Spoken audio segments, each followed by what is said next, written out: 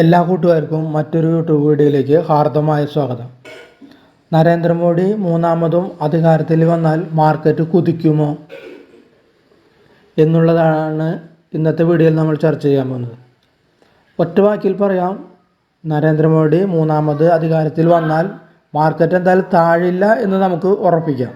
Market കുതിക്കുമോ എന്ന് ചോദിച്ചാൽ കുതിക്കില്ല.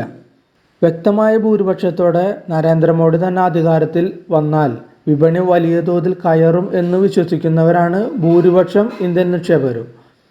അതുകൊണ്ട് തന്നെ മോഡി അധികാരത്തിൽ വന്നാലും വിപണിയിൽ വലിയൊരു കുതിപ്പ് ഉണ്ടാകണമെന്നില്ല. കാരണം ആ പ്രതീക്ഷയുടെ നേട്ടം ഇതിനോടകം തന്നെ ഓഹരി വിപണിയിൽ പ്രതിഫലിച്ചു കഴിഞ്ഞു. കാരണം നമുക്കറിയാം, 4 നിയമസഭാ തെരഞ്ഞെടുപ്പുകളിലെ ഫലം വന്നപ്പോൾ അതിൽ BJPക്ക് നല്ലൊരു മെജോറിറ്റി കിട്ടിയപ്പോൾ അവിടെ നിന്ന് മുതൽ മാർക്കറ്റ് നല്ല രീതിയിൽ കുതിച്ചു തുടങ്ങി. അപ്പോൾ മൂന്നാമതും മോഡി വരുമെന്നുള്ള ഒരു പ്രതീക്ഷ അവിടെ നമുക്ക് പ്രതിഫലിച്ചു കണ്ടു. അപ്പോൾ ആ സമയത്ത് മുതൽ മാർക്കറ്റ് കയറി.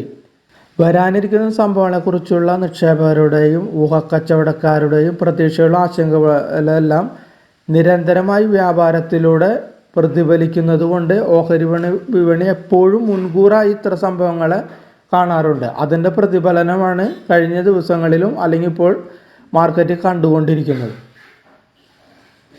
അപ്പോൾ അങ്ങനെ വന്നു കഴിഞ്ഞാൽ ഒരു കുതിപ്പിനുള്ള സാധ്യത കുറവ്. കാരണം ഓൾറെഡി പ്രതീക്ഷയോടുകൂടി മാർക്കറ്റ് കയറി കഴിഞ്ഞു. ഇനി ആ പ്രതീക്ഷയ്ക്ക് വിപരീതമായി സംഭവിച്ചാൽ മാത്രമേ മാർക്കറ്റിൽ വലിയ രീതിയിലുള്ള അപ്പ് ആൻഡ് ഡൗൺ സംഭവിക്കുകയുള്ളൂ. ഇപ്പോൾ ഉദാഹരണത്തിന് പറയുകയാണെങ്കിൽ, ഒരു വിദ്യാർത്ഥി പഠിക്കാൻ പോകുന്നു.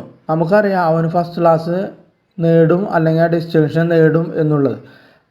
ആ നിലയിൽ അവൻ്റെ റിസൾട്ട് വരുമ്പോൾ അവന് ആ റിസൾട്ട് ഉണ്ട്, നമ്മൾ വിചാരിച്ച റിസൾട്ട് ഉണ്ടെങ്കിൽ ആ റിസൾട്ട് കഴിഞ്ഞ് വരുമ്പോൾ നമുക്കൊരു ആഹ്ലാദത്തിന് വകയില്ല. പക്ഷേ ഒരു ഏവറേജ് ഒരു വിദ്യാർത്ഥി അവൻ ഒരു ഡിസ്റ്റിങ്ഷൻ നേടുമ്പോഴാണ് നമുക്കൊരു അതിയായ ആഹ്ലാദം ഉണ്ടാവുക. അവിടെയാണ് നമുക്ക് അതിയായ സന്തോഷം ഉണ്ടാവുക. അല്ലെങ്കിൽ നല്ല രീതിയിൽ പഠിച്ചിട്ട് നല്ല ഡിസ്റ്റിങ്ഷൻ നേടുമെന്ന് പ്രതീക്ഷിച്ച ഒരു വിദ്യാർത്ഥി ഒരു തോൽക്കുമ്പോൾ അവിടെയാണ് നമ്മളെ പ്രതീക്ഷയ്ക്ക് വിപരീതമായി സംഭവിക്കുന്നത്. അങ്ങനെ പ്രതീക്ഷകൾക്ക് വിപരീതമായി സംഭവിക്കുമ്പോൾ മാത്രമേ മാർക്കറ്റ് വലിയ രീതിയിലുള്ള അപ്പ് ആൻഡ് ഡൗൺ സംഭവിക്കുകയുള്ളൂ. ഇനി നരേന്ദ്രമോദി മൂന്നാമതും അധികാരത്തിൽ ഏറിയാൽ മാർക്കറ്റ് കയറും, കുറയില്ല എന്ന് നമുക്ക് ഉറപ്പിക്കാം, കയറും. അതിനുശേഷം മാർക്കറ്റ് ഒന്ന് കയറിയതിന് ശേഷം മാർക്കറ്റ് ഒന്ന് ഇറങ്ങാനായിട്ട് സാധ്യതയുണ്ട്. പിന്നെ അടുത്ത കയറ്റം സംഭവിക്കുന്നത് ബഡ്ജറ്റിലാണ്. ആ ബഡ്ജറ്റായിരിക്കും മാർക്കറ്റ് പിന്നെ ഉറ്റുനോക്കുന്ന മറ്റൊരു സംഗതി. കാരണം എന്തെന്ന് വെച്ചാൽ, വരുന്ന ഇന്ത്യയെ നയിക്കാനായിട്ടുള്ള ആദ്യത്തെ ബഡ്ജറ്റായിരിക്കും, മൂന്നാം സർക്കാരിൻ്റെ ആദ്യത്തെ ബഡ്ജറ്റ്. അപ്പോൾ മാർക്കറ്റ് അതിൽ പ്രതീക്ഷയോടെ കാത്തിരിക്കും ആ ബഡ്ജറ്റിൽ എന്തൊക്കെയാണ് ഉള്ളതെന്നുള്ളത്. കാരണം വരുന്ന സർക്കാരിൻ്റെ 5 വർഷത്തേക്കുള്ള ഏകദേശം 5 വർഷത്തേക്കുള്ള കാര്യങ്ങൾ ആ ബഡ്ജറ്റിൽ ഉണ്ടാകുമെന്ന് മാർക്കറ്റ് പ്രതീക്ഷിക്കും. അപ്പോൾ അവിടെ തൊട്ടായിരിക്കും അടുത്ത ഒരു ഗതി നിർണ്ണയിക്കുന്ന ഒരു ഇൻസിഡൻ്റ് അല്ലെങ്കിൽ സംഭവം ആ ബഡ്ജറ്റായിരിക്കും. അതായത് ബഡ്ജറ്റ് ദീർഘകാലത്തേക്ക് ഇന്ത്യൻ സമ്പദ് വ്യവസ്ഥയ്ക്ക് ഊർജ്ജമേകാൻ കെൽപ്പുള്ള, എന്നാൽ ഒട്ടും ആയിരിക്കില്ല എന്നാണ് മാർക്കറ്റ് കരുതുക.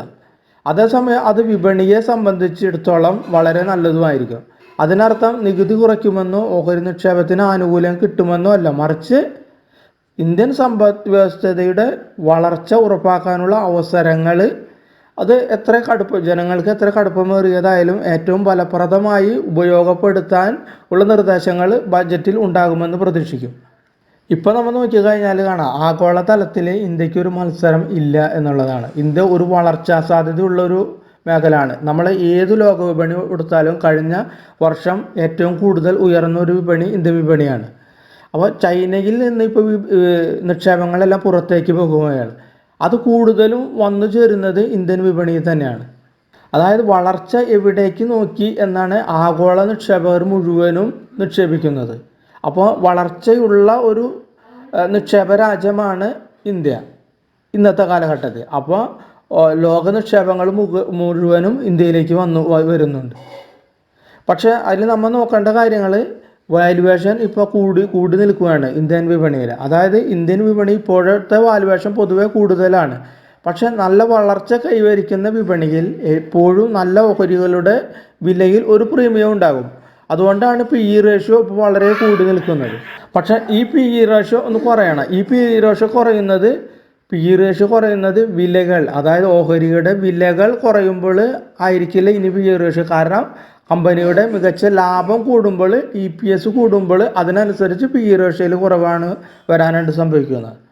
അപ്പോൾ നമ്മൾ നിക്ഷേപകർ ശ്രദ്ധിക്കേണ്ട കാര്യം എന്ന് വെച്ചാൽ ഇന്ത്യൻ വിപണി, ഇന്ത്യൻ ഗ്രോത്ത് സ്റ്റോറി നല്ല രീതിയിൽ കയറിക്കൊണ്ടിരിക്കണം. അപ്പോൾ നല്ല ഫണ്ടമെൻ്റൽ സ്ട്രോങ് ആയിട്ടുള്ള കമ്പനികൾ, അല്ലെ നല്ല വാല്യുബിൾ കമ്പനികൾ തിരഞ്ഞു പിടിച്ച് വെച്ചിട്ട് നല്ലൊരു അവസരം വരുമ്പോൾ അതിൽ നിക്ഷേപിക്കുക എന്നുള്ളത് കാണാം. എങ്ങനെ നിക്ഷേപിക്കാം, എങ്ങനെ നല്ല കമ്പനികൾ കണ്ടെത്താനുള്ള ഒരു 8 മാർഗ്ഗങ്ങളെക്കുറിച്ച് ഞാൻ അടുത്ത് തന്നെ ഒരു വീഡിയോ ചെയ്യുന്നുണ്ട്. അപ്പോൾ എല്ലാവരും ആ വീഡിയോ ഒന്ന് കാണാനായിട്ട് ശ്രമിക്കുക. അപ്പോൾ ഈ വീഡിയോയിൽ ഇത്രയുമാണ് പറയാനുള്ളത്. അപ്പോൾ വീഡിയോ കണ്ട എല്ലാവർക്കും നന്ദി, നമസ്കാരം.